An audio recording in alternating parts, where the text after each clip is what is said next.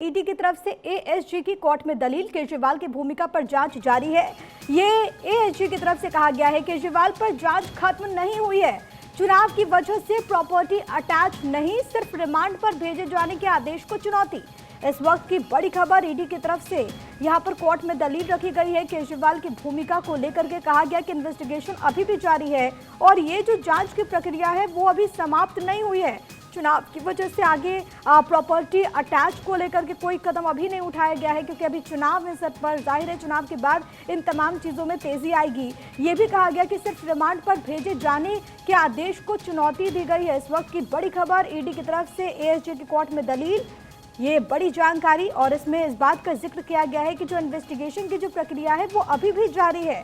सिर्फ चुनाव की वजह से आगे प्रॉपर्टी को अटैच नहीं किया गया, लेकिन जब चुनाव संपन्न होंगे तो उसके बाद ये तमाम जो चीज़ें हैं वो आगे बढ़ेगी। और साथ ही साथ यहाँ पर एक बात को क्लियर कट कर दिया गया है कि जो इन्वेस्टिगेशन की प्रक्रिया है वो बदस्तूर जारी रहेगी। इससे पहले ईडी ने अरविंद केजरीवाल को जब रिमांड पर लिया था तो ईडी का कहना था कि अरविंद केजरीवाल जांच में कोऑपरेट नहीं कर रहे हैं। ये भी बात कही गई कि कई सारे ऐसे सवाल हैं जिसके जवाब अभी तक नहीं मिले हैं।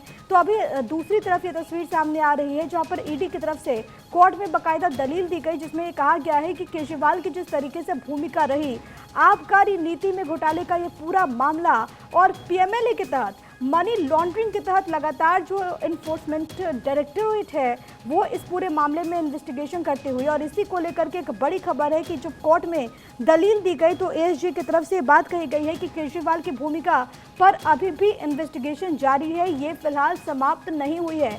चुनाव की वजह से फिलहाल प्रॉपर्टी को अटैच नहीं किया गया है, लेकिन इन फ्यूचर यानी कि जब चुनाव संपन्न हो जाएंगे तो उसके बाद जाहिर है कि इस दिशा में कोई कदम उठाया जाएगा। लेकिन इस पूरे मामले में अरविंद केजरीवाल की जो भूमिका रही, इसको लेकर के फिलहाल इन्वेस्टिगेशन जारी है। ये बड़ी खबर आपकी टीवी स्क्रीन पर। इस पूरे मामले में दिल्ली के मुख्यमंत्री अरविंद केजरीवाल इस वक्त तिहाड़ जेल में बंद हैं।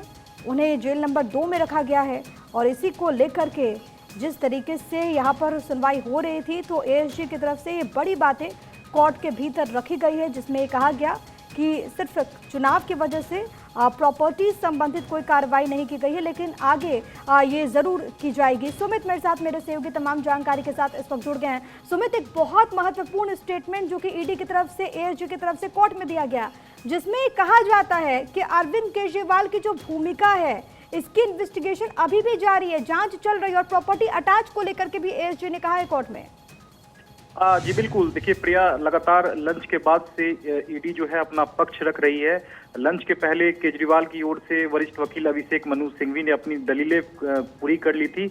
लंच के बाद यानी कि 2:30 बजे के करीब जो है सुनवाई दोबारा शुरू हुई है और ईडी अपना पक्ष रख रही है। ईडी का साफ तौर पे कहना है कि केजरीवाल की भूमिका की जो जांच है वो अभी भी जारी है और इस पूरे मामले को लेकर ईडी जांच कर रही है। आने वाले दिनों में आम आदमी पार्टी की संपत्ति को कुर्क हम करने जा रहे हैं, लेकिन हमें ये भी संदेह है कि हम पर ये भी आरोप आम आदमी पार्टी की ओर से लगाया जाएगा कि चुनाव के मद्देनजर ऐसी कार्रवाई जो है वो की जा रही है।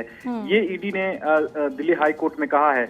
यहाँ तक भी ईडी का साफ तौर पर कहना है कि लगातार इस मामले में आर्थिक अपराध का ये पूरा मामला है और ऐसे में इसमें लंबी इन्वेस्टिगेशन होती है, लिहाजा जांच अभी भी जारी है। जिस तरह से चुनाव की बात केजरीवाल कर रहे हैं, वह चुनाव का से इस केस का कोई लेना देना नहीं है। जब अपराध होगा तभी जो इस पूरे मामले में कार्रवाई होगी।